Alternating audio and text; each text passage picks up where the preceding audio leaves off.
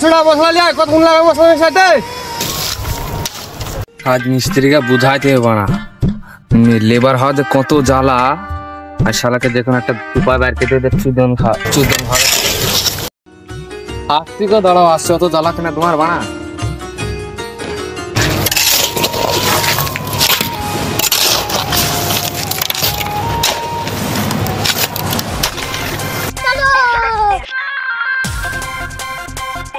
hello মিস্ত্রি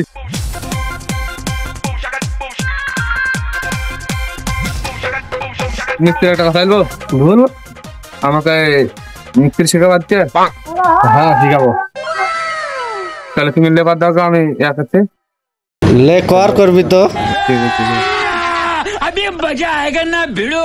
হ্যাঁ আজ্ঞা ইন্দা হবে শালাকা চুদন ভালো বেশি করে দিব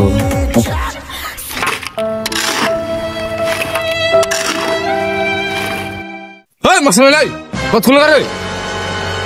এবার লেবার হাত কত জ্বালা দেখ